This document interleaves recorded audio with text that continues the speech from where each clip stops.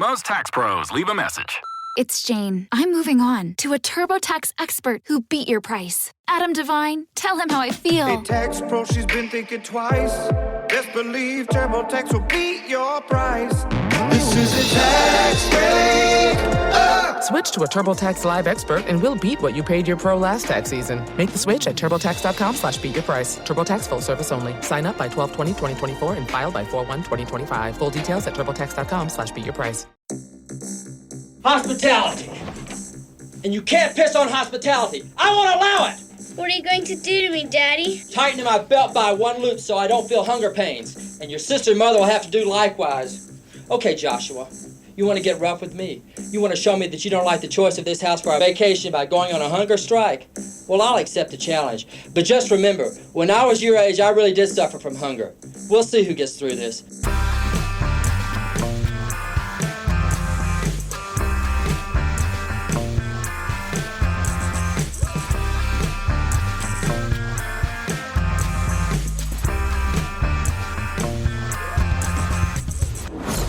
Hello and welcome to Season 7 of Unequal Sequel. My name is Dave and I'm one of the two hosts of this slimy podcast. And I'm Rich and I'm the other host of this slimy podcast. Think of me as Maui to Dave's Moana. He's the best Disney princess and my tattoos move on their own. Yeah. The premise of Unequal Sequel is very simple. We ask our guests their best ever sequel, worst ever sequel, and finally their dream sequel. And of course, we quite often drift off and have some good chats, sometimes about movies and sometimes about life in general. And sometimes we do wander into big fat spoiler territory. So if we mention a film that you haven't seen and you don't want us to ruin it, then go away. Update your journal. You know, you've got secrets to write down. Do it. Because on today's episode, we are joined by Pierre Novellie. Pierre is a brilliant stand-up comedian.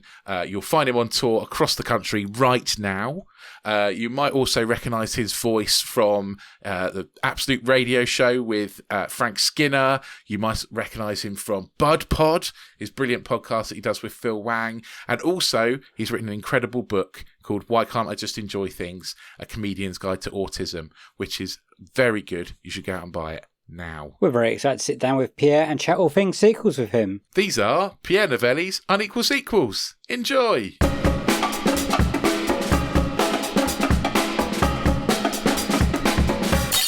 I do have a quick question before we go on to the main question, and that question is, what is the first sequel you remember seeing when you were young? Ooh, that's a good question. The first sequel, there's a chance.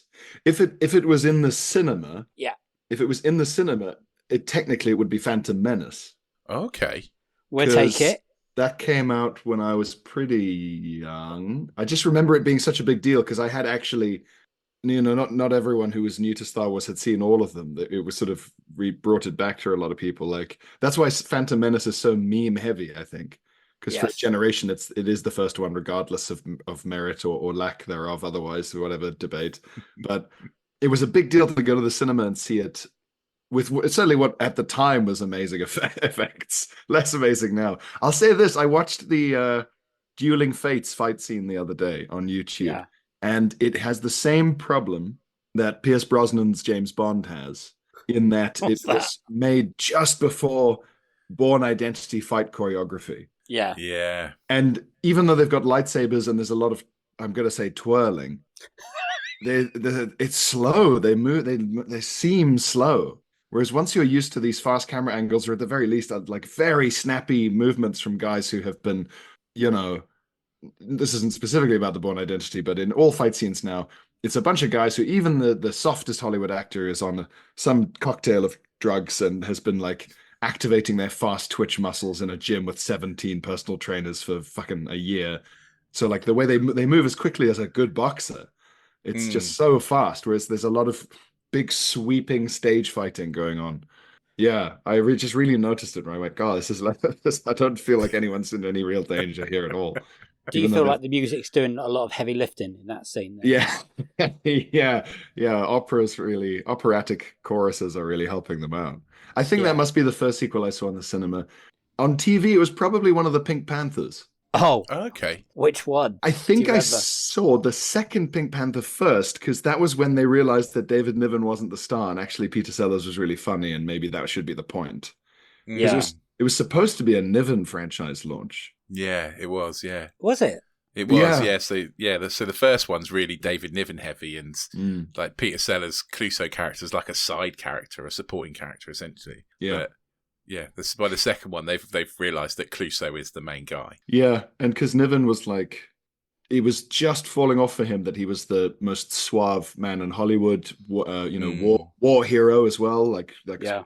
smooth talking British commando type. Like if you could have teleported anyone authentic into the Inglourious Bastards British cast, Yeah. it would have been someone like Niven who was in the war and did have that whole attitude and that whole vibe. Turtleneck, getting away with turtlenecks, getting away with cigarette holders, Yeah. that kind of thing. But yeah, no, Peter Sellers was just so good. They went, well, obviously this is now going to become an insane comedy franchise. I was part of the people turn on the Pink Panther films to expect, the Pink Panther cartoon. Oh, kind yeah. of thing. yeah. I was like, this is not what I expected to be. My dad loves those films. Yeah, that's why I watched them as well, me and my dad. So funny. So funny. I think they get worse, isn't there? One Oh, that yeah. They made one after he was dead where there's a lot of scenes with his head in a bucket because it's a different guy. That's incredible. I can't wait to watch that one. How old were you at that point? Do you remember? Pink Panther, I mean, I was probably, maybe I was 10. Yeah. I'm not sure, actually. Yeah, I'm not really sure, but I was young, between 10 and like early teens, like end of primary school, start of high school sort of age, I think. Yeah. Oh, that must have been cool. Go to the school next day and be like, guys, I've watched the Pink Panther. I don't think anyone would listen to a single one of my recommendations in that age bracket. I was roundly my recommendations were ignored from I'd say 9 years old through to 16.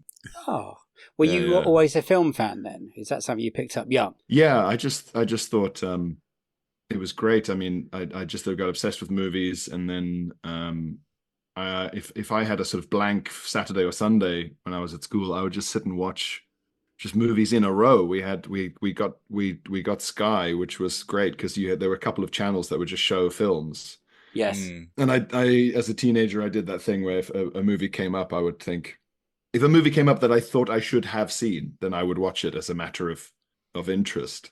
And you just stumble across stuff. I mean, I remember watching the movie Bronson. Yes. Which is, I love the movie Bronson. It's great. It's so interesting and sort of art housey and stuff. But I put it on when I was hungover as a teenager because I thought it would be some Guy Ritchie nonsense. Yeah. The trailer, if you watch the trailer beforehand, it kind of leans into that, but it's more Britain's most violent criminal, fucking there's a lot of that kind of thing going on. Whereas in reality, there's a bit where he's dressed in commedia dell'arte makeup and it's great. It's so good. It's so spooky. It's mad, that film. You said earlier you watched Phantom Menace, first film sequel in the cinema. Were you a big Star Wars-y fan before then, or are you one of this generation where Phantom Menace is your Star Wars and you will say nothing bad about it? No, it's got problems. I mean, I'd seen the original 3 before I'd seen Phantom Menace. Okay. So I could, even as a kid, I sort of thought, oh, this isn't the same. It's just something different now. Star Wars is essentially Star Wars is a darker and more fantasy based thing than Star Trek, and I grew up watching Star Trek. Okay. And my dad is a big fan of, and has made me a big fan of, the more kind of conceivable sci-fi. So more like Isaac Asimov stuff, where it's like, no, there's like a whole system for how things work, and the Star Trek thing of like, yeah, it's crazy that we have warp speed and like a food generating machine, but there is an idea of science behind it. At no point is there a kind of magical samurai involved. That's true. Star Trek is almost, you can see it. You can almost believe it's going to happen. Whereas Star Wars is, pure more fantasy, really. Isn't it? Yeah, and in Star Trek, they're like, you can trace it from our world, right? So like the little whistle noise when the captain's on deck, that's from the actual Navy. That's a thing. So you go, oh, it's like if that's come from the Navies now, and that's from the Navies like the uniforms and stuff. Totally, yeah. I heard someone describe the difference as being that Star Trek is like an intense submarine battle kind of movie where Mm. it's really, really deep, and Star Wars is four mates in a van. Yeah, Well, that's true. The Wrath of Khan is very much a submarine film. Mm. It's so good. Submarine is perfect, of course. Yeah, deep space, and if anything breaks, you all get exploded, and yeah. That makes a lot of sense. So what kind of films are you into now, sequel-wise or film-wise? What would you say? Oh man, me and I went through COVID and lockdown and everything with my flatmate John, and obviously it was mad for me because my job was illegal. I just had it was just gone. Comedy was just gone. I could do some Zoom gigs, but by and large, it just didn't exist anymore.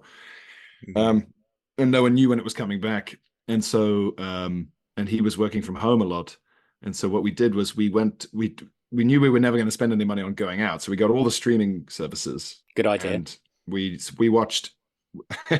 We tried to watch every movie that came up on the streaming services. If we searched FBI or CIA, anything that came up, I really recommend it. It's great.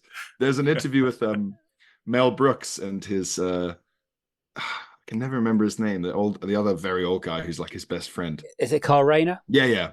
And they're joking about how they only watch Secure the Perimeter movies. Any movies where a guy says secure the perimeter. Yes, exactly. That's what we were watching. Yeah, perfect. And it was great. I love thrillers. I something about anything where there's a lot of blue filtering on the lens. There's a lot of people like working late at night in an office with no lights on for no reason, frowning. You and Rich will get on. He loves people just talking in rooms.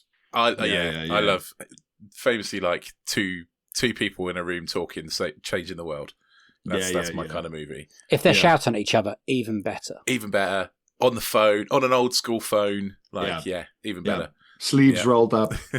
That's it. Jabbing a screen with a finger and like shouting at an extra who's playing some sort of guy with big headphones on and a mouth microphone who's panicking. Yeah, great. Yeah, I all love that stuff.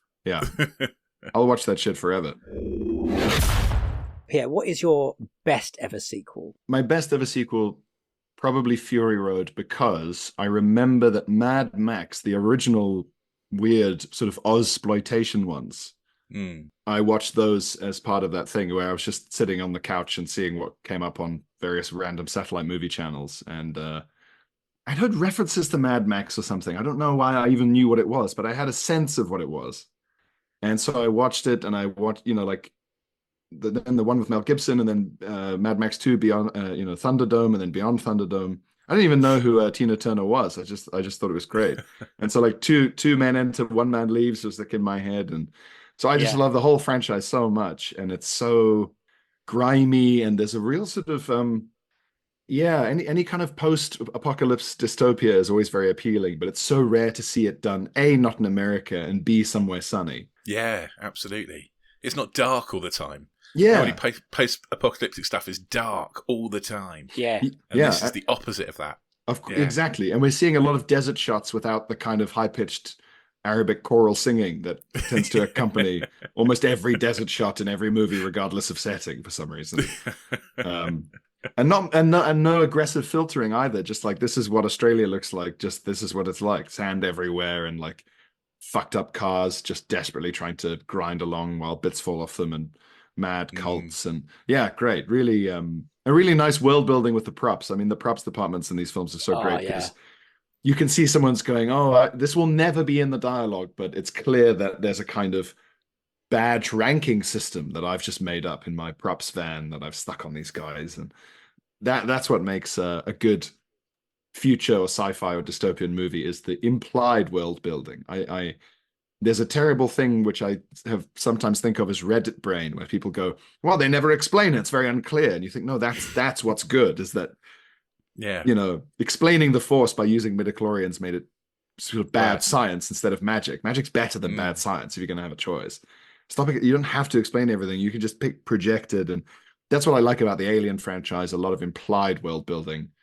A lot of just, for some reason, this is how these things are designed. You go, interesting.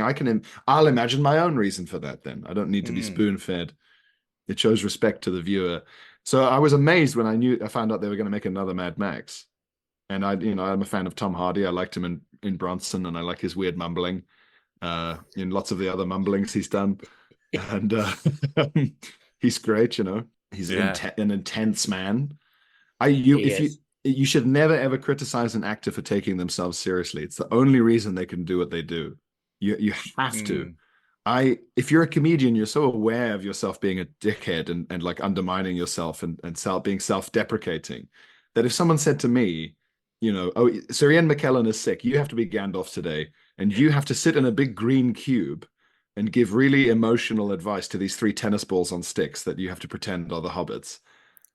I just wouldn't be able to do it. I'd just be like, this is fucking stupid. I look like a fucking idiot here right now. I'm talking to tennis balls. Whereas if you take yourself really seriously, you can get into that mode and you know, really weep over the death of your goblin friend or whatever. Like, I couldn't have done Dobby's funeral scene. I would have been laughing till I cried the whole time. I'm burying a dead goblin on the beach. Like I've killed him with a barbecue that I did illegally or something. Yeah. It's so stupid. So that's why I always have faith in Tom Hardy, because he's a serious actor. I know he's going to bring a kind of mad energy to his. I saw that in the cinema, Mad Max Fury Road, and it just blew my fucking head off. The impact of everything is so kinetic. You can tell it's metal on metal. These are real vehicles. None of this fucking what's it? What is it? The Autobots? They're the evil ones. What are the good Transformers? ones? Transformers, yeah. Transformers is the worst. It's pixels fighting. It doesn't mean anything to me at all. Whenever they smash through a skyscraper, it doesn't even feel as real as one screeching tire in Mad Max. You need it to be real, even if it's models. I mean, you watch Brazil, it looks real because it's a model. Yeah, I loved it. It just blew my head off. I just thought it was great. The kineticness of it and the world building, as I say, it had that same subtlety where you go, oh, there's clearly a sort of ranking system. Immortan Joe has got he's got some sort of life support thing, obviously, but that's never addressed. But I can just imagine why that might be. And he's called it something a bit like Immortal Joe, but not quite. So maybe maybe there's some fucked up nuclear stuff that's making him live like 200 years. And that's why he's in charge, because he's this terrifying. We're getting into like Warhammer territory here with this level of human enhancement. I just thought it was great. And the cast, and I'm originally from South Africa, so I also biased towards Charlize Theron. Nice. She's great in that. She's incredible in that. She's so good. She's so good. Like, her and Tom Hardy, by all accounts, pretty much hated each other, I think, during the making of that movie. But their chemistry is so good. Like, they are both their performances in that movie are great. I think even if you hate this person you're working with, that's still an energy. Yes. Yeah, true. Yeah. There's a book about the making of Fury Road, and from all like, how did that thing get made? Things would go wrong so often. For about 20 years, they were trying to make that film as well, and it just kept going wrong. Well, it came out 30 years after the Beyond the Thunderdome, didn't it? I know. So it's a great book. And like you were saying, when they were building everything, they were like the prop people. They were given like a scrapyard to just go mental in and just nick things off everything and build things. Like, just build cool shit. We don't have to explain it. Just build cool shit. That's what I like about it, is that to me it's proof against the argument where it's like, yeah, well, that's fine, but we've got this, we've hired a Korean studio, and in between making stuff for the Korean market, they're going to make a bunch of 3D models for us to use.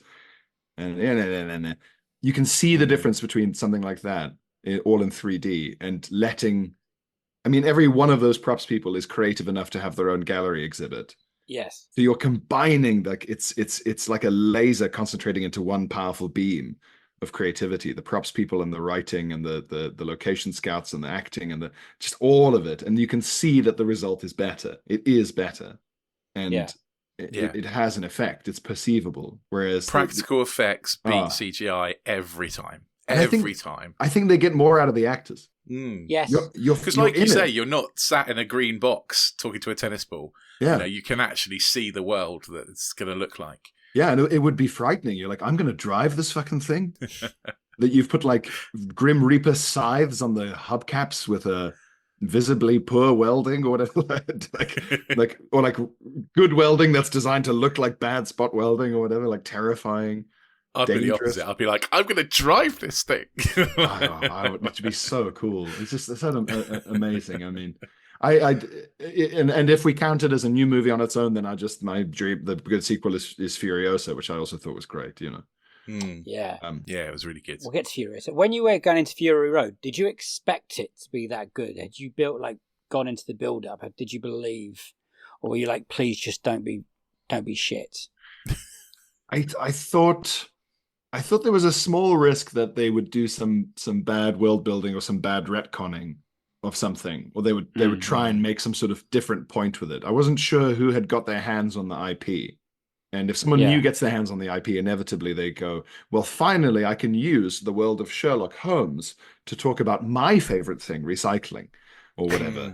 And it's a new version of Hound of the Baskervilles, where the real Hound of the Baskervilles is waste or whatever the fuck, you know. I hate that kind of thing because it's not what the stories are for. Do your own story about recycling and make it as good as the Hound of the Baskervilles if that's what you want. And so I was a little worried about it, but I'd seen the trailer and it looked good, and I just thought, at least I'm going to watch a bunch of cars crashing into each other. And I'd read about the fact that they mainly used real things, so I knew it would be a visual feast, even if the story was being used as some kind of like analogy heavy, you know, something that didn't fit with the universe, but it did fit with the universe. It was a great expansion of it. It felt like finding an extra chapter of a book that ended too quickly. It was great. It was so good. Yeah. Did you get to see it on IMAX by any chance? No, I wish I saw it. I saw it. It was a good screen, a big old screen in Leicester Square, but it wasn't on IMAX. And then did you try to describe it to people to how good it was? Yeah. I've definitely talked probably too much to people about how its physical effects are better than 3D, and use that as my example. Yeah, it's so good. And I don't blame you. Honestly, it's an astonishing film. Every time I watch it, it's just, I think it keeps getting better and better every time. It's one of those films. You just notice more things, like little details, like you were saying. Do you know a fun fact? Charlize Theron's first language is not English. Right. Oh, is it Afrikaans, is it? Yes, she's Afrikaans. Yeah, she grew up on a farm, real middle of nowhere Afrikaans farmer stuff. Yeah. Wow. She's a lot more South African than people would think, given that she's. I think most people just presume she's American, which makes American. Sense. Yeah. Do you think she was always? Because she's definitely the standout star of this film. Would we say that? Did they mean for that to happen, or did they want the Mad Max character to take kind of a back seat, or it's just Charlize Theron is that good? I'm not sure, because I suppose it took so long to make, and it was even more of a nightmare editing. They could have made two films with the.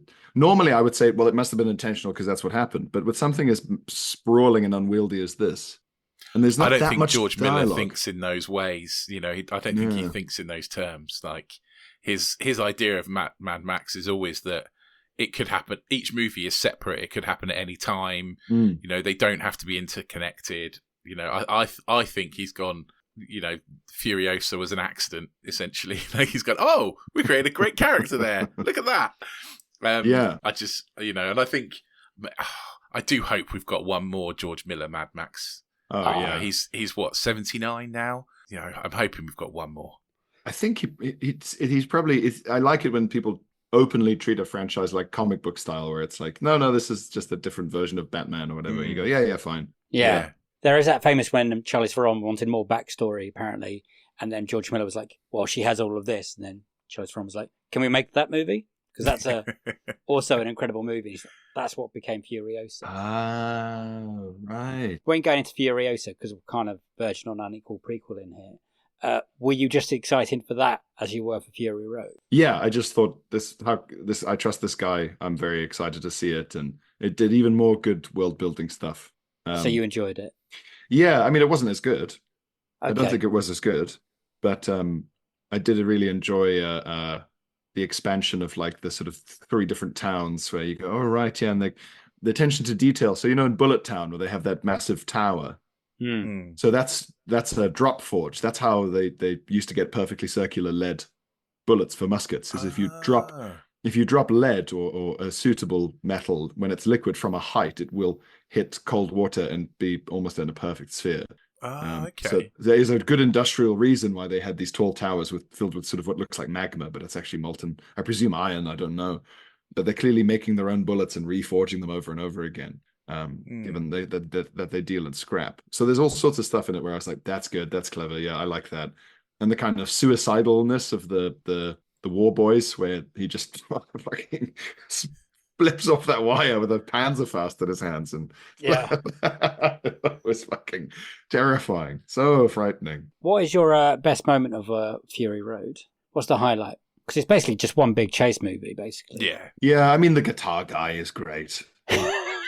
just when he pops up, just the fact that they found a bunch of old speakers and kind of created this sort of equivalent of I guess it's like a military band. I mean, it's something that has existed for a long time, bagpipers and in war and things like that. Just really funny to me that you'd have this kind of noise man. Very orcs. Yeah, it is, isn't it? Yeah, absolutely. Yeah, it really is. Like, and you're right. It is when you think about it, it is kind of like that pipe band, because you always have that kind of beat to military stuff. So it does kind of make sense to have that, but also it's kind of like them on. Like fear inspiring into the opposition as well, I guess. Yeah, and it's also I can semi vouch for this, having a degree in early medieval history. There's a lot of sort of what you might call Viking era leaders who would get a lot more cred for having so much extra food that they could just have a poet living in their hall. They could have a lawyer, they could have some singers, they could have some. They just go, I get so much food and money, I can just have these. They don't even have to do it. None of them have a farm. They don't do any fucking work. They just make things that amuse me. So it's a very regal kind of early kingship chieftain thing to do. And you go, that's it, and sort of evolution of power. Like, he's so rich and powerful. He has this noise man, and it just wastes fuel powering the speakers. Complete waste of fuel, but that's what's so prestigious about it. Conspicuous consumption. Yeah, great. Yeah. Plus, it looks cool. Yeah. Dum over it. Yeah, I think. Yeah, that whole scene. I think the first attack on the war rig, when they just with the explosions, you think, how have they done that effects? It's just. Yeah, I was so blown away first time I saw it. I was like, this is incredible. And just the stunts, just jumping onto stuff that's still moving, just absolutely terrifying to watch. Yeah. How have they done this without someone dying as well, I think is the other thing. Yeah. Yeah. I think that's always a good thing. I don't think anyone died on this one. I don't think so, no. Like Rich said earlier, would you watch another Mad Max film now, or a Wasteland film or whatever? Oh yeah, dude! Like it's in the same category for me as the Alien franchise. Just feed me the fucking spin-off, whatever it is, I'll eat it. Yeah, I love it. It's great. As long as you keep the tone, then I'm into it. I think I would be one of those people who had bothered to watch all 57 Marvel Avengers movies, or whatever, how fucking many there are, and the 17 TV series. I think I would have done that if I liked the tone more. But because the tone is very Josh Whedon kind of, so that happened. I can eat a bit of that kind of baklava, too sweet. I can have a bit, but I don't want to eat a fucking tray. Yeah, all weekend. Yeah. Whereas Mad Max and Alien to me is like French fries. I can eat a tray. I could eat 17 barrels of it, and I just eat more. I just love it. Yeah, definitely. Quick question: have you ever watched this bit weird, the black and white version of Mad Max Fury Road? Have you gone down that alley yet? No. Black and white, really? Yeah, it is available. It's like a chrome edition that George Miller released. I own it because I'm geek, and they recently did it the same with Godzilla -1 when they're releasing films in a different tone. I just wondered if you watched it, but I should try and see some clips from that. See if I want to watch it again in black and white. The detail in their faces or whatever. Personally, I like color. I think it depends, doesn't it? Because if it's if to shoot on black and white, you have to plan to shoot on black and white. You have to black and white movies look great because they were lit for black and white film, and the makeup was done for black and white film. Yeah. So if you see black and white movies in color, like they look mad. Oh, it looks like The Simpsons. It's crazy because they're made for black and white. So I sometimes feel like when they take these movies that are shot in color and then digitally turn them into black and white and reprocess them, they just look flat because they're not shot for that. They're not lit for that. The makeup isn't for that. So I try and avoid them really. But I'm sure George Miller would have made it look beautiful. Oh, but, George Miller can do anything. I think he's an incredible director. They're like, the sheer age of him showing up other younger directors how to make quality action movies. Do you think it should have won more Oscars and awards? Do you think it got snubbed a little bit? Nothing's ever going to win awards if it's. I mean, it should have won Oscars for the the props and for the design and for the, you know, all of the kind of the Oscars they don't show when they're doing the adverts. They should have won all of those. I think it did, a few of them, yeah. But anything that's just fun, crash 'em and dash 'em, and sci-fi doesn't win awards, horror doesn't win awards, comedy doesn't win awards. These are the three things that people like the most, and that's part of probably why they don't win awards. They must always be within their genre. A horror movie must be scary. A comedy movie must be funny. A sci-fi movie must be in the future and have some stuff in it that doesn't exist. Yeah. So something about those genres just is not interesting to the kinds of people who make up the voting body of these panels. Whereas a kind of very, you know, the stuff that tends to take precedent over these films is much more often like a human drama or whatever.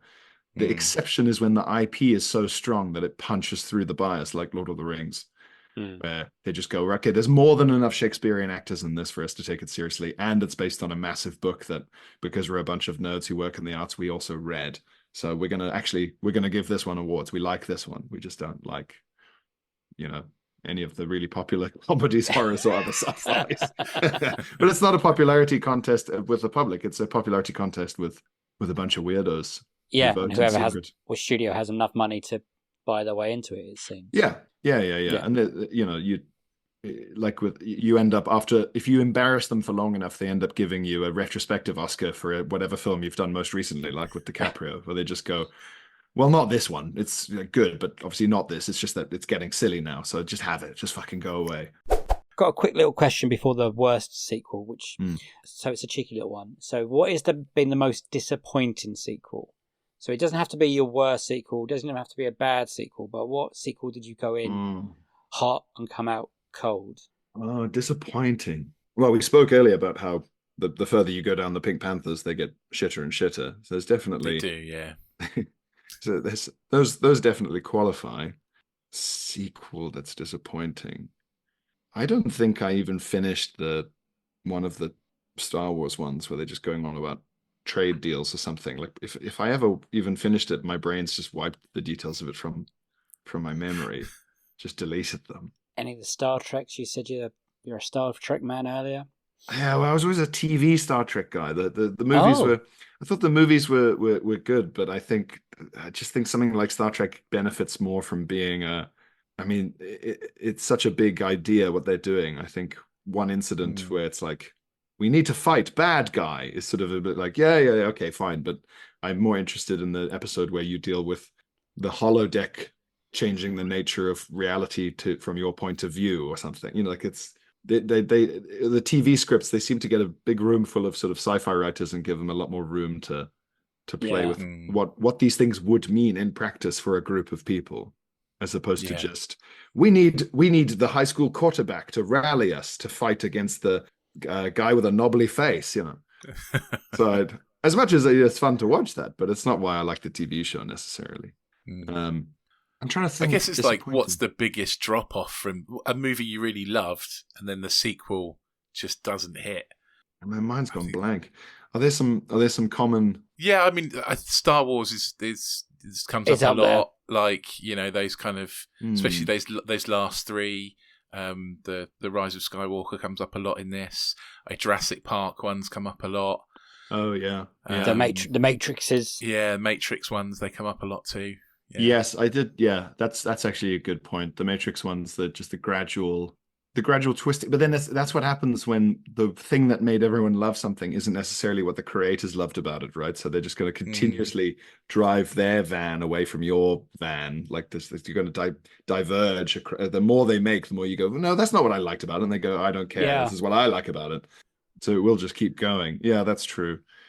Yes, the Matrix, again, I think the Matrix fell prey to a bit of Reddit brain in the sense that it tried to explain too much of, because, you know, you sort of go... Too quickly, maybe. Yeah, and just sort of maybe imply that the reason that it has to be humans powering the Matrix is a mystery, or say it's something to do with something uniquely human, because the battery thing doesn't make much sense when you just have an infinitely intelligent robot with access to the sun. Yeah. You just go, well, you know, solar panels, just that's it. No need for any meat at all in a big pod. Doesn't make any sense. And the more you make me think about that, the more I get annoyed that there's a bunch of guys in a cave eating porridge somewhere, dressed in Hessian sacks. Every now and then having a kind of Berlin rave party for some reason. Then the robots somehow can't hear. It's gonna decay for me if you fuck around with it too much. You've just got to show me little sexy glimpses, just a little glimpse of leg. Don't you know? That is a weird scene. yeah, the little Coachella, fucking the year 40,000 Coachella. Yeah, it's like all they've got is drums as well. They got loads of drums. Everyone is absolutely fucking loving it and it's got their tits out and is having a lovely, sexy time, and it looks great. But you know that they've only got drums and they've only all eaten porridge in their whole lives. So you just think they can't be that happy. There needs to be, it becomes a different thing. But it's so dangerous to do that because you sort of go, oh, I miss when it was just Keanu Reeves in a postbox. Yeah.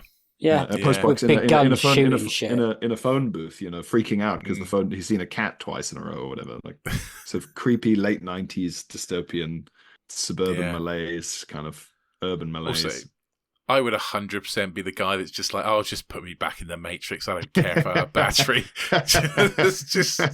just put me back in. Yeah, whatever. You know, the alternative is I live in this cave and I eat porridge with you guys. Okay, but like, what are we gonna do? Is my job just to grow oats by the light of this fucking halogen bulb you've salvaged, or do we not have hydroponics? Can we not find a tomato seed somewhere in the fucking shattered Earth's crust that we, you know? Let's get on to the big question. Oh yes. Pierre, what is your worst ever sequel? It's got to be Troll 2. It's Troll 2. We have been waiting for this since we came up with the idea for this podcast. We've been waiting for Troll 2 to come and up. Dreading it. And dreading it at the same time, yeah. I think it qualifies as the worst ever sequel because it has absolutely no relation to the movie Troll 1. Nope. It's just called Troll 2. And my favorite thing about it, at no point during the entire film are trolls ever mentioned. Nope. It is entirely about goblins. The entire movie has been poorly translated from Italian. And what's more, the person who made the movie insisted that the actors say the lines as they were poorly translated from Italian, as opposed to say them how an actual American person That would would say them. explain so much. Yes. Oh, did you not know that, Dave? Yeah. Yeah. No. That's why the actors are like, but that is not what I would have said. Like it's all because there's an angry Italian guy there going, it's not what it says on the script. Like he doesn't understand that it's badly written. And it was written by this lady who thought vegetarianism was like a threat to society. And so that's why the goblins are vegetarian. Mamma mia, what a plot. The goblins love vegetables so much they kill humans and turn them into vegetables so they can eat vegetables. Like there aren't enough vegetables in the world. Just farm, you fucking idiots. It's so stupid. And then Stonehenge pops up towards the end, spoiler alert, but it doesn't mean anything and for no reason. Stonehenge is involved. It's got some interesting links with in the Italian mind. There was a phase in Italian cinema where there were a bunch of, those giallo movies. Right. They were nicknamed giallo because the sort of cheap film gave it a sort of yellowish tinge or something. But there were lots of sort of hammer horror, the Italian equivalent of hammer horror. And it was often set in England. And England for these guys was this kind of spooky place where there were things like Stonehenge or pagan druid stuff going on. Or, someone had passed around a fucking VHS of Wicker Man all the way through Italy and they'd all seen it and gone, oh my God, these pale, unpassionate, vampiric English people are all very unsettling. And they have this you either have an aristocrat in a castle, that's creepy, or vegetarian English people who live in a village and have dreadlocks and ponchos on, and we find that creepy because we're Italian. Yes. And they don't even have proper families. They all fuck each other. It's all terrifying hippies. So some spirit of that got into this lady and she wrote Troll 2, but set it in the Midwest. The main guy's dad was just a local dentist. None of the cast are actual actors. I think that's quite clear throughout the whole of this movie. And it's one of the funniest. Knowing it's shit and watching it is one of the funniest things you can do. I mean, it's up there with The Room. The Room is more cult. certainly in the UK, you can see a lot more screenings of The Room than of Troll 2. But it's up My there. favorite story about the actors is Dom Packard, who plays like the drugstore owner, was on day release from a mental hospital. And all of his scenes were shot on the day that he was on day release from a mental hospital. And then he had to go back to the mental hospital after shooting these scenes. What did he say? Like, he's the guy who but to the nurses, I mean, did they believe him? Oh God, I don't know. He's like, I was in a movie about today about goblins. They go, yeah. Yeah, of course you were. Calm down. I have to Take ask. your pills. How did you come to Troll 2? I saw... Because it's not an easy one to come across. I saw a reference to it years ago. I mean, this must be like the mid-noughties when I was a teenager.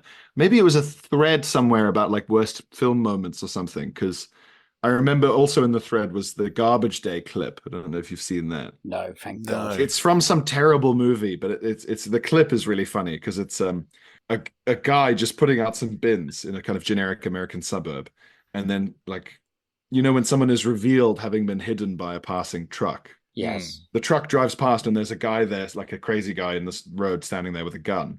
And the guy putting the bins out goes, oh, oh, and the guy with the gun just says in an insane way, "Garbage Day," and then shoots him in the chest, and the guy flies backwards. And that's become that was a whole thing. And so, like in this thread where Garbage Day, which I recommend as a clip, I'm gonna find that.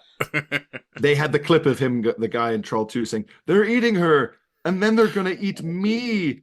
Oh no!" And I just was crying, laughing, because the idea of knowing that you're about to be eaten by goblins and your response being to say, "Oh no," is so funny to me. Oh no! Yeah, oh no! You're gonna fucking die, man. You're coming up with this like Beano level dialogue. It's so funny. Yep. So then I found it, and I think I downloaded it. I'm sure fully legally from some very legal download website. And just watched it and just thought, this is the maddest fucking pile of shit. It's great. Well, good news. It's now widely available on Amazon Video. Yes. Yeah, So you can watch it on Amazon. If anyone wants to join in this conversation, I recommend it. I think we first watched it together, didn't we, Dave? Didn't our friend Matt have a DVD of it at university? First, they watched it quite a few times at university, to be honest. It seemed to be a thing. I'd come down once in a while in my house and there it was on with loads of people watching it. It was Matt's favourite thing to make people watch Troll 2 because he liked watching them watch Troll 2, I think. Because we would watch... I've seen Troll 1, can't remember anything about it. Then we watched Troll 2, and then we also watched The Room as well. Someone had a DVD in The Room. We had a whole evening of this shit. And I was like, this stayed with me. So I haven't watched it in 20 years until this morning. And it's just as horrific as I remember. But it's now more of a comedy to me than it was the first time I watched it. It's like they must have known they were making how bad it was. Like when the woman is saying, "Go on, Joshua, sing my favourite song," you think, I wonder what song they're going to sing. God. It's so funny. And also it's like like a nursery rhyme. It's like, that's not the song I thought you were going to sing in your Wheels on the Bus or something, or something random like that. And if you once you know it's written by an Italian lady, you know how the dad's going on about hunger pains and tightening your belt and all that. That's post-war Italy. It doesn't make sense for an American dad to be saying that. He should be 90 if he's remembering like the fucking Dust Bowl or something. Yeah. Please, Michael, don't hit him. That's your child. Also, then they're just like, look at all this delicious food, and it's like green plasticine. Oh my God. Funny. The food actually makes me want to vomit just looking at it. The first like green bowl of slop the first one drinks. Yeah. I'd completely forgotten about how he stops them eating the food. And I was like, thing. He's going to piss on it. That is one of the world's best cuts. Amazing to be able to summon piss at that moment. It's no stage fright at all, just the desperate need to piss all over some green plasticine. Saved his family from the people of Nilbog. Oh God, it's gobbling backwards. Yeah. Oh God. I was watching this earlier, and I had to. This is disgusting, but I had a shit in the middle of it, and I took my phone to watch it, and I was like, "This is the perfect place to watch this film." I think that's right. The perfect venue. What is your worst best bit? Oh I mean, we've man. mentioned so many already, but... And the effects. Talking about Mad Max, then we're getting onto this. My favorite line in the whole of Troll 2 is, I know Grandpa's death was hard on you and on your sister, and especially on me, his daughter. There's some really funny exposition dialogue in those scenes with the mum, who's sort of constantly staring at her child with sort of these mad eyes. Yeah, she's mad. She's quite unsettling. I can't tell if that's deliberate or not. The expositionary dialogue's very funny. The grandfather saying, half man, half plant, the goblin's favorite food. Okay. Okay. Again, unnecessary addition of detail ruins the world building. It does have an ending that Rich loves, though, which is like an Empire Strikes Back kind of ending. I did think you'd appreciate that, Rich. That What, like the bad guys win?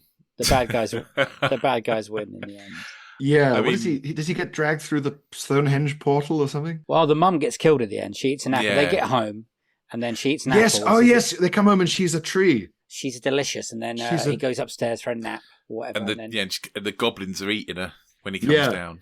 And she's It's there like, with this horrible bark on her mouth, and she's like, Oh, it's all mad.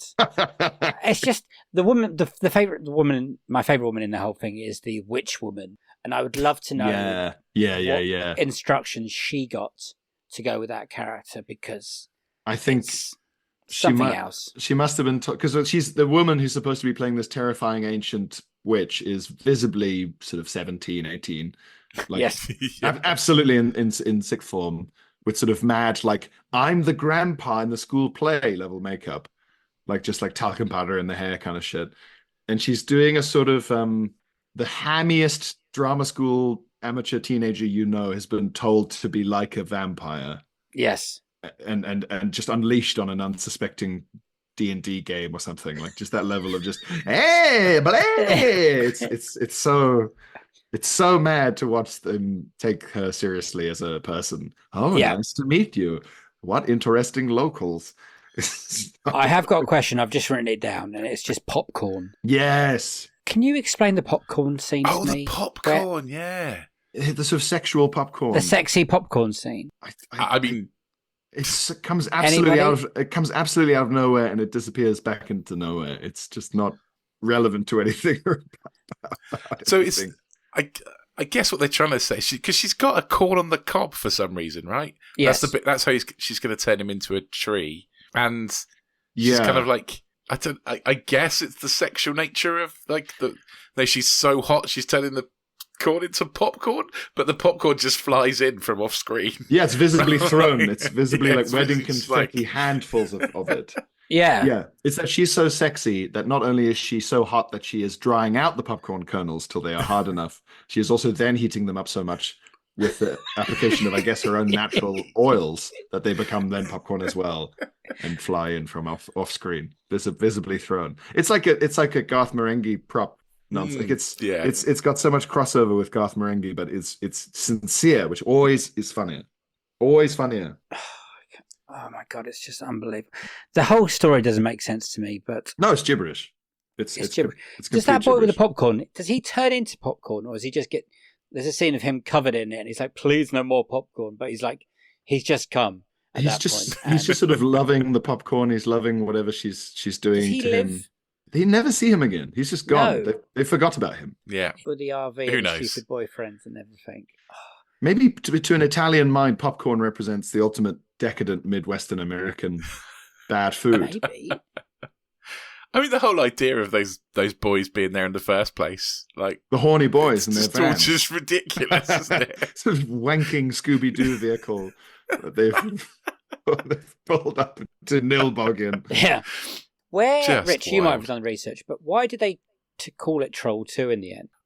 It wasn't called Troll 2 until it was. I mean, literally, it was called Goblin until the distribution company got it, and they decided to call it Troll 2 for no reason. Like, That is amazing. there's no documented reason I can find as to why they called it Troll 2.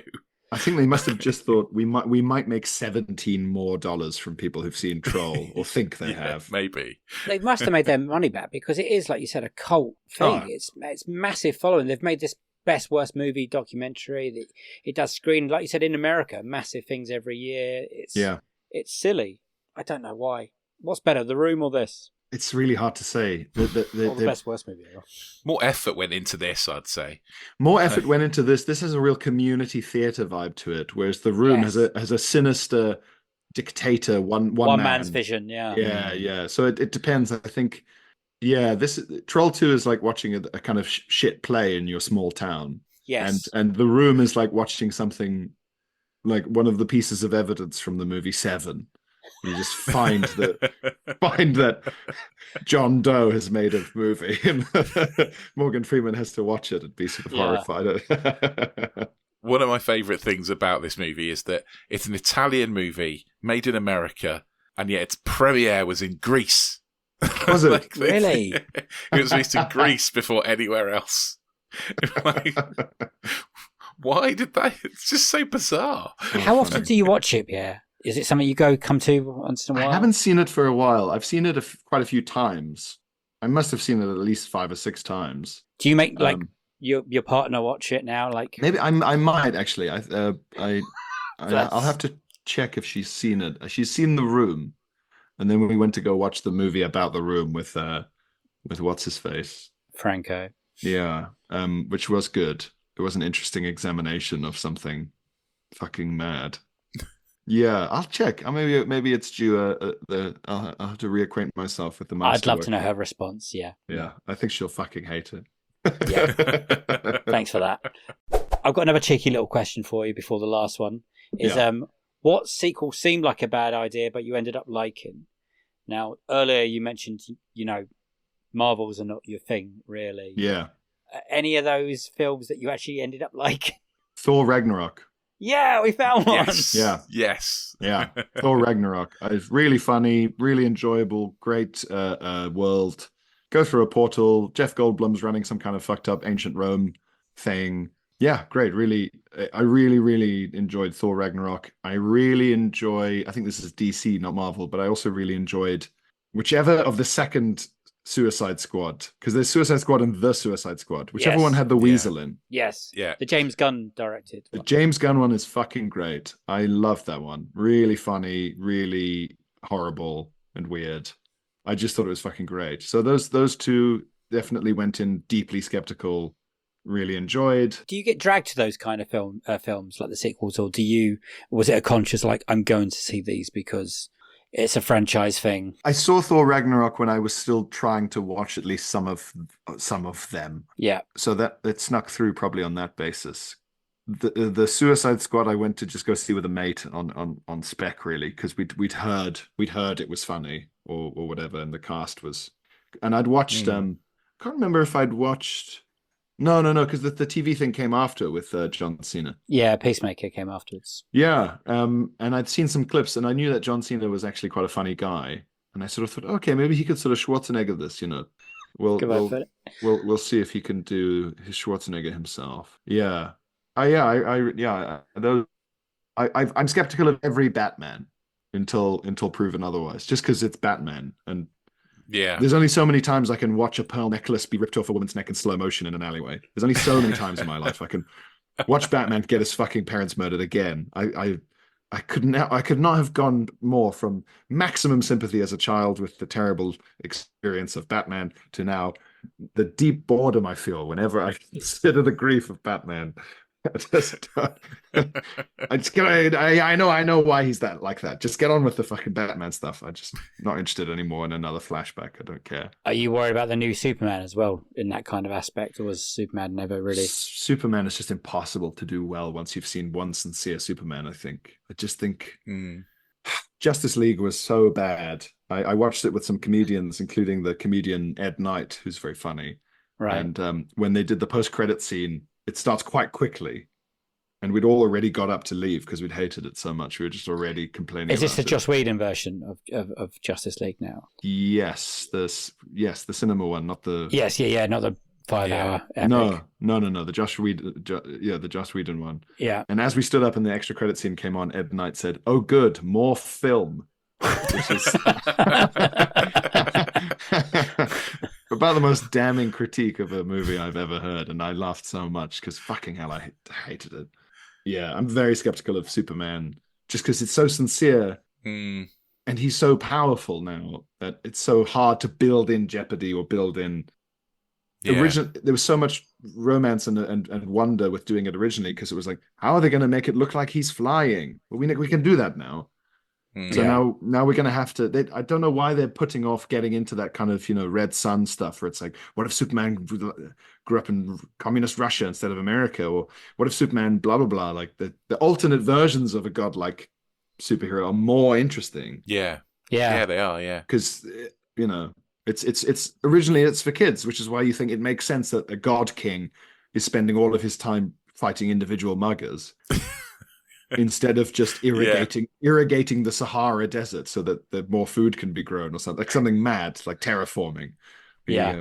Well, no, he's got a mugger to fight with his god powers. That's more important because it's in New York. Let's get on to Dream sequel because this is another good one. Oh yeah, I can't wait to talk about this. Yeah. What is your dream sequel? I want a sequel to the movie The Secret Window, starring Johnny Depp and John Turturro, because I only watched it the other day on a whim. We sometimes if you stay in an Airbnb, sometimes they're like, oh, you can stay the Sunday night as well. Yeah. I'd been on my friend's stag do, and me and him and the best, in this case, the best woman organizer, not the best man. Right. We all stayed on the one extra night, and because it was they just said you can, so we were like, oh fuck it, why not? We could stay on the Sunday night, why not? And we'd just relax. And there was a DVD of The Secret Window, and one of us was like, oh yeah, I've seen that. It's like a thriller, and I was like, say no more. Yeah, I'm in.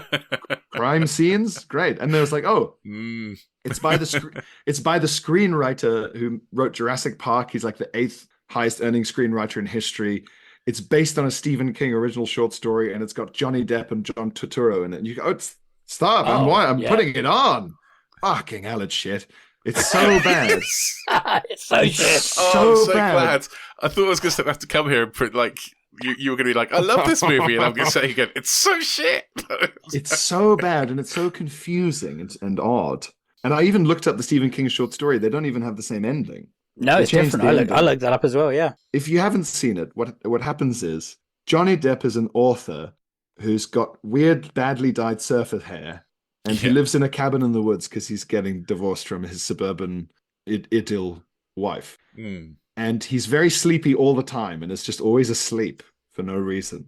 And then John Turturro shows up dressed like an Amish man and says that he stole one of his stories. And they have an argument about it, even though it's clearly not true. They have enough evidence early on in the film that you don't think he did it, so there's no jeopardy. And then, shall I spoil it? Or we do a spoiler alert? Oh, yeah, go for it. Yeah, spoil it. Go for it. Yeah. We have to. It turns out that actually Johnny Depp was just hallucinating. And they do some, because it's Stephen King, I'm amazed at the slight laziness of this.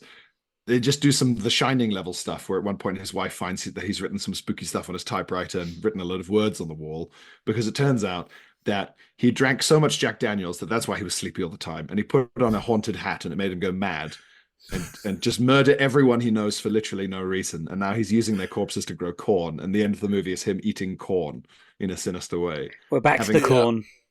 Amazing. It's complete gibberish. It's called The Secret Window. It's got nothing to do with the window. It never comes up apart from in a flashback to when they first buy the cabin and the wife moves a cupboard out the way and goes, oh, there's a window behind here. That's it. That's why it's a secret window. It's our secret window to our secret garden. Yeah, and he doesn't he doesn't look out the window. He doesn't see anything key to the plot through the window. He doesn't say, I was looking out my window the other day. But until he realizes the hallucination of the evil man is him, he hires a private detective to help him protect himself from the evil man. Later on, he just murders his own private detective for no reason, as well as murdering his neighbor. Just never explain why. He just did it. He kills his own dog. He kills his own dog. He keeps killing things by putting a screwdriver through their skull, which is a big ask for even a very strong man. Not like kind of Johnny Depp is in full noodle phase when he made this movie. He's still very much Edward Scissorhands physique and just kind of mumbling and rolling around. And He is terrible. Jack Sparrow in it a little bit. He does a bit of Jack Sparrow because Jack Sparrow is just his Hunter S. Thompson. Yeah. Yeah. There's I mean, Johnny Dustin. Depp is the worst cast person in this movie. Like at no point is he convincing. He's just awful. It's like... it's just so much of the plot relies on the character going to bed at random times. It's so obvious, isn't it? Yes. I've kind of been the only one watching, like, after the first time you meet Toretto, and you're like, well, that's a Johnny Depp hat. He's literally got that hat because he wants to look good at the end of it. Also, he's supposed to put on the hat, and the hat's supposed to be frightening. And it's like, oh no, it just looks like an advert for Sauvage Cologne. It looks like he's going to a premiere, a Johnny Depp premiere. And I was like, they're trying to Fight Club this, aren't they? And Yeah. at the end, yeah. And also it's Stephen King, so you go, oh, he's a writer, so he'll go mad, and also he'll be an alcoholic, because Stephen King was an alcoholic. And it's like, yep.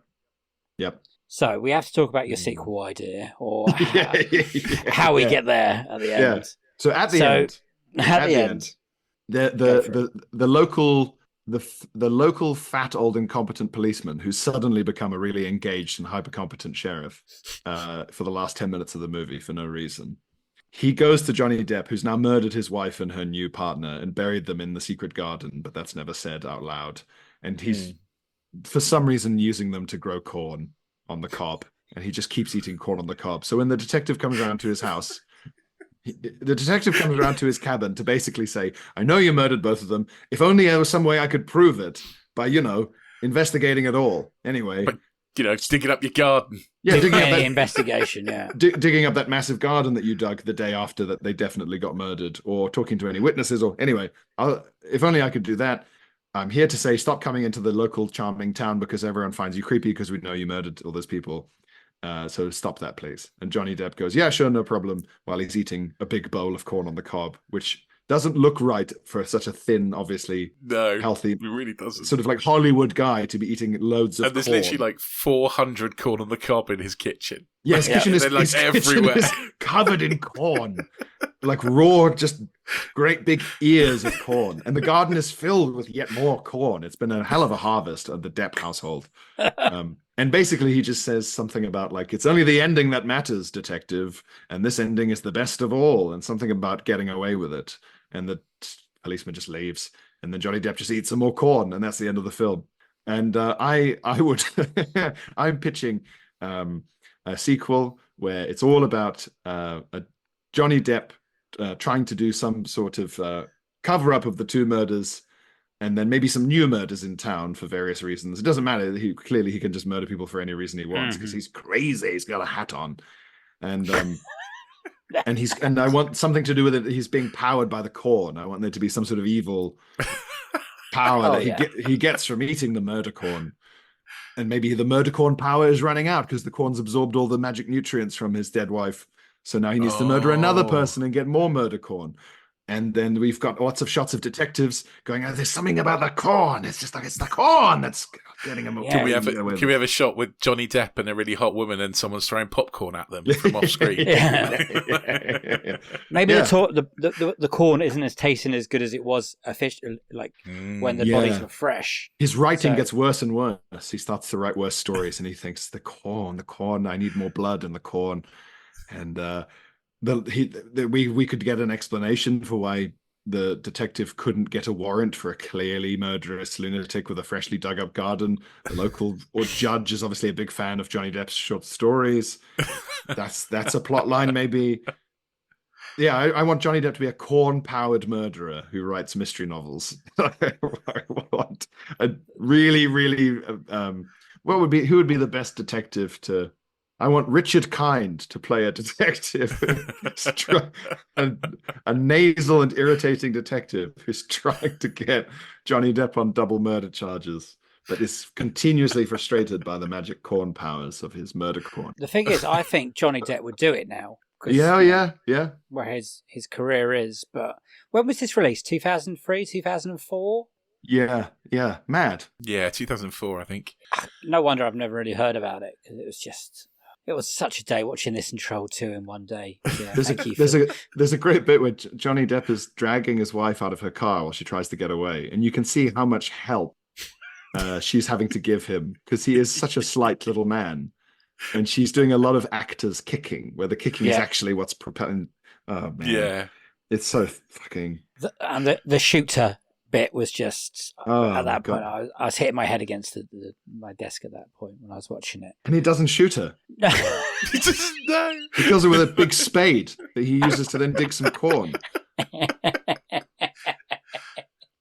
Just John Toretto's good, isn't it? Would you want to bring him back for the sequel, like his alter, somehow? Yeah, you could sort of, if he Because doesn't. he's always worth the money. The screen time. If he doesn't want to do it, you could just sort of Obi-Wan him in with sort of CGI from the original footage and have him sort of hovering over Johnny Depp's head, saying, "Eat the corn." Yeah. You took my story. Come to a little shit splat town like mine. We really enjoyed the line "Big City Scribbler." Yeah. That was a fun line. He accuses Johnny Depp of being a big city scribbler. That was good. I just don't get at any point did they want the viewer to guess that he was the big reveal? Because it is so blatant. Was it? When did all him? Is Fight Club 1999? Yeah. So Fight Club was before this. 5 years before. Yeah, they should have known better, maybe. I don't know when the short story or whatever, the Secret Window story was written by Stephen King, though. To be fair, like you said, it does feel like a Stephen King novel, but a lot of Stephen King films are rubbish. Yeah. It's because they're all based on short stories. Like, there's not enough in the story to make a whole movie. Like, that's the problem. This runs out of steam after about 40 minutes. Then, that long? Because I was hanging in. Because he goes, "You steal my story." And he's like, "No, I actually published my story earlier than when yours came out." And he's like, "Well, I don't care."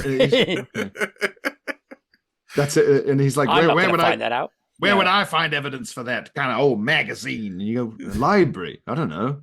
Go away. Why are you here? This doesn't make any sense." The internet was a thing in 2004 as well. So just Google it. Yeah. Whatever. I mean, but why did he kill the detective and his neighbor? Why did he kill him? He didn't need to. They weren't on the verge of discovering anything other than that he was mad. Yeah. Well, that was probably it. My friend James, whose stag it was, I think it was James that said this, made a very good point, which is that the movie would have been excellent if the main character had been the detective. Yeah. Yeah. You've got this kind of, you've got a lot of clients. You're obviously a very high level, successful private detective because you're in this big office in the city.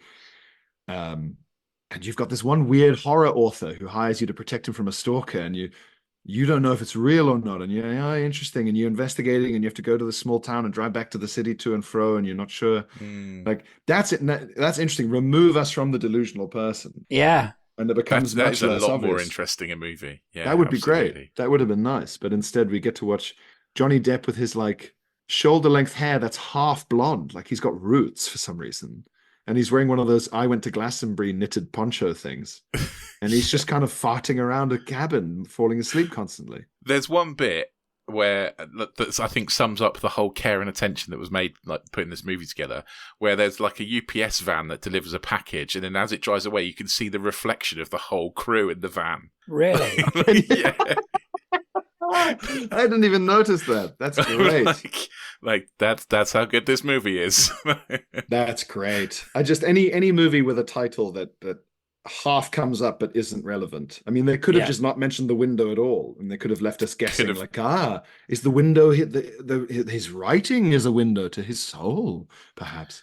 Instead, they've gone, no, there's a window. We're not going to mention it though ever again. They could just call it The Corn. Yeah. The Secret Garden were already gone by that point, right? So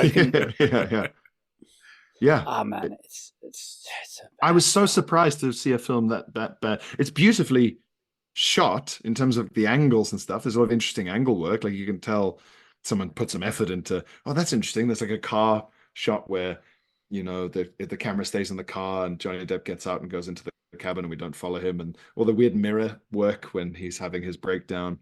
The trouble is he's not frightening. No. He's not imposing. He's not Jack Nicholson.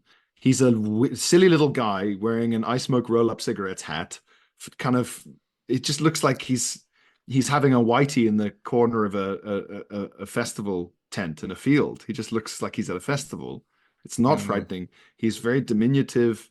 His voice doesn't have enough range or creepiness to it. It's just such a bad call. And yet here we are asking for more. Oh yeah, I want more now. Yeah, now that you've made him a corn-eating murderer, then yeah. If Johnny Depp doesn't want to do it, I'm not sure who would play him. Tom Holland, he's quite diminutive. It's too good for Tom Holland. Yeah. I don't know. We'll make it. We'll make it good. We'll make it good. Is there a director you would like to see have it? Because you're not going to have David Cope back. Uwe Boll. Oh God. I don't know. Someone mental. I mean, Werner Herzog obviously would be the dream. Be great. Movie about a corn-eating killer powered by his wife's soul. He'd love that. He would love that. A meditation on the effect of corn syrup on the health of the Midwest.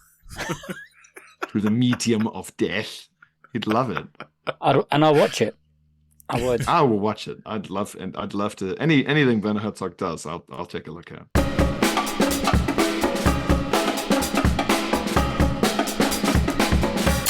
Those were Pierre Novellie's Unequal Sequels. Finally, we knew it was going to happen. Someone picked Troll fucking 2. Oh, Jesus fucking Christ. Pierre has picked 3 picks there. I was delighted with Fury Road again. Yeah, Fury Road / Furiosa. Very happy. Yeah. Brilliant. Loved it. What a film. Perfect Love choices. that film. Yeah. Love watching it every time. It keeps getting better and better. I read the book, the thing about making of, and then I got to rewatch it.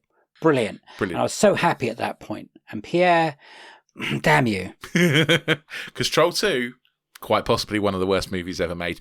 But we had both talked about it because we knew it was going to come up. We watched it at university. Yeah. It's always been a bit of a joke with our friend group, Troll 2 being a big pile of shit.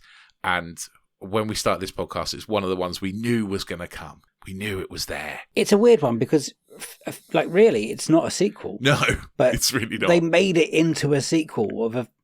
It's absolutely mad. If no one's seen Troll 2, you have to watch Troll 2. It's an experience that you can only live through once. And you don't have to watch Troll to watch Troll 2 because it's absolutely nothing to do with it. Stay clear. But if you're the sort of person that goes to the Prince Charles Theatre and throws spoons at the screen when you watch The Room, then Troll 2 is a must for you. Problem with Troll 2 is once you start reading about it, you go down a black hole of just how mad it is. Yeah, mad it is. It is properly mad. I mean, the storyline that the trolls have to turn people into vegetables because the trolls are not meat eaters and just eat the fucking vegetables, you knobs. It is mad, and some of them. It's a hell of a lot of effort to go through for a salad. I knew it was coming, and it shows that Pierre is a proper film fan when people are picking, because only really knowledgeable people know about Troll. I will say he does completely ruin it by picking Secret Window for his dream sequel, because that movie is shocking. I don't think he'll mind me saying that. No, he agreed. Normally when we do good, worst, dream, it's good film, bad film, good film. That's how we get to watch it. This was great film, awful film, awful film. We've watched a lot of bad films in a row now. Secret Window is a mess of a film. And he agrees that it's horrible and rubbish. But his idea for a sequel also sounds hilarious.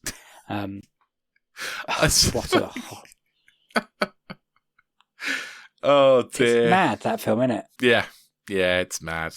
Yeah, Johnny Depp being a Fight Johnny Club Depp is so shit killer. in it as well. He's so bad in it. I never want to watch that again. I really genuinely don't. I don't think no one will ever pick it again. We're on a run of watching bad movies at the moment, and I really need to watch something good. Please, someone pick something good that I haven't seen before. We had to start with Pierre because of his absolutely mad picks. Yes. I have to say. He's an incredibly funny man. and knowledgeable, very funny, brilliant. And we have a brilliant autism chat on the on Another Slice as well. So make sure you tune in. Because his brilliant new book. Yeah, absolutely. His brilliant new book, which is called... There we go. Book is called Why Can't I Just Enjoy Things? A Comedian's Guide to Autism.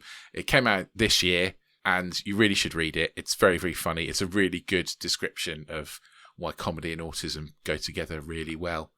And we have a really good chat about that on Another Slice. Yeah, so go to anotherslice.com/unequal sequel right now, pay your $2.99 a month, and then you can listen to it.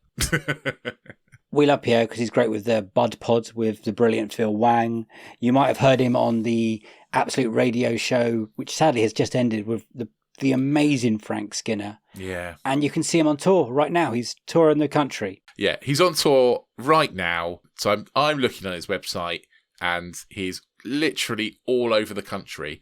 Like, if you're listening to this on the day of release, which is the 7th of October, his next gig is in Birmingham. Sorry if you're in Oxford or Corsham, you've missed it. But the next gig's Birmingham, then Coventry, Swindon, York. 2 in York, in fact. He's all over the place. He's literally everywhere. Basically, sign up for his mailing list and... Yeah. Get on his website. Go and book some tickets. Go and see him. He's really funny. Yeah, there you go. Thank you, Pierre, for your brilliant choices of films. And thank you for helping us kick off season 7, Rich. I know, man. 7. Season 7. We promised the good people a 2-season year, and we are delivering. We're delivering that 2-season year. We will finish just before the year ends. So you will have 2 seasons in this year. And to be honest, squeezing it in. I mean, Dave has done so well with booking people in. We might even get season 8 coming pretty soon after this one. I will need a break at some point. Let's not push it. 100% need a break. We're definitely taking January off. And maybe February. Thank you, everyone, for listening. Rich, what can you tell the nice people? We've already told you about anotherslice.com. So if you want a sequel to this episode, you want to hear more from Pierre, you want to hear the brilliant chat we have about autism, then get onto anotherslice.com/unequal sequel. You will find the sequel sessions there, and they are extra bits to all of these interview episodes. So make sure you get over there. You'll also find Box Set Mentality, where we've just finished the Rambo franchise, and you'll also find Disenfranchised, where we have talked about some absolute mad shit. So go and listen to that. It's well worth your $2.99 just to listen to it. And you can also hear a story of me being very stupid. So but you keep that one. That's coming. This month's Disenfranchised, you can hear me being especially stupid. So yeah, make sure you do that. If you can't afford $2.99 a month, that's absolutely fine. Times are tough at the moment, but it costs you absolutely nothing to go on social media and tell your friends about us. So please do that. We'd love it. Get everyone to come and listen. We're on all the social medias. You can tag us in your posts. You can also tell us what you thought of Pierre's picks, because I'm sure some of you have got opinions about Secret Window and Troll 2 for that matter. So please do get in touch. We are at Unequal Sequel on all the social medias, and you can email us if you don't do social media. We're unequalsequel@hotmail.com. What I'd also like you to do, that costs absolutely nothing, is get yourself onto Apple Podcasts and leave us a rating. We're trying to get 200 5-star ratings on Apple Podcasts, so then we can become Rotten Tomatoes certified critics. I know. Us as certified Rotten Tomatoes critics. It'll be ridiculous. Go on. Go and do it. We plan to break it. Yeah, thank you everyone for listening and kicking off season 7 with us. For the next 3 months, this will be happening every Monday. So it's not going to be always quite as mad and mental as this episode, but we have got some great films to talk about, some awful films to talk about, and some interesting dream sequels to talk about. It's a really good season. Really proud of it so far. So thank you. I've got nothing else to say, I don't think. So it's a goodbye from me. And a goodbye from him. Bye! See you on the next one. Sequel to this one. Have a good week. Bye-bye. I haven't even had any wine. I can't even blame any alcohol. It's just the early starts, I guess. I've not even had half a glass. Jesus. Help us. It's going to be a long 3 months. Hold on tight, everyone.